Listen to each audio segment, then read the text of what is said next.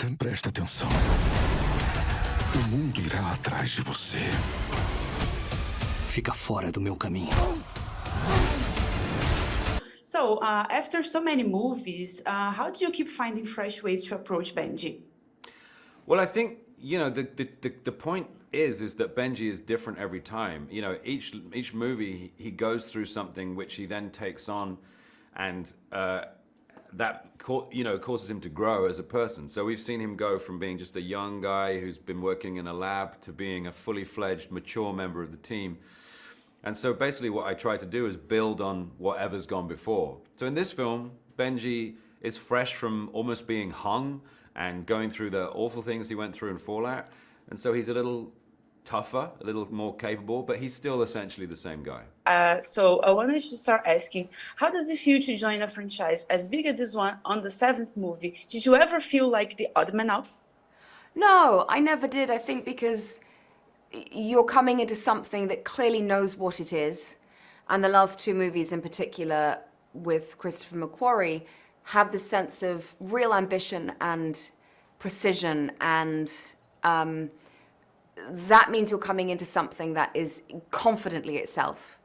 And I loved that. It didn't feel like an experiment we were doing.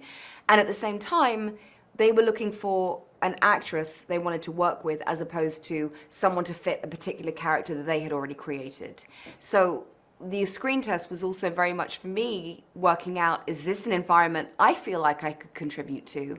And would I be free to make up suggestions and choices and have lots of, have my questions answered and have all the support and the resources I needed in order to thrive. So I felt that I was truly able to offer something new. And so from that point of view, it was a very welcoming and collaborative experience with these guys. And was there anything new you had to learn specifically for Dead Reckoning? I had to learn to drive a boat in Venice, which was very tricky because, the canals are very narrow and the boats are very expensive. So, there's always some sort of skill set I have to learn for these movies.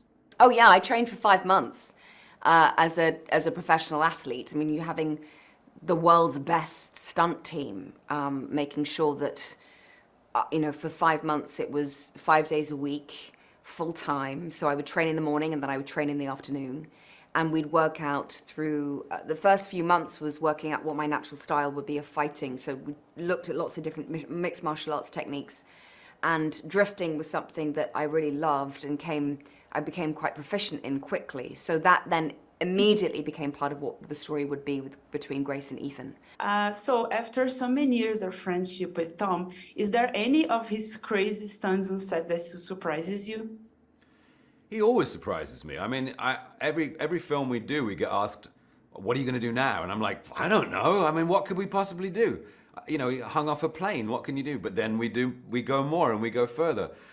He's always surprising, Tom. That's one of the great things about being his friend, is that he's never boring to be around, ever. Wow.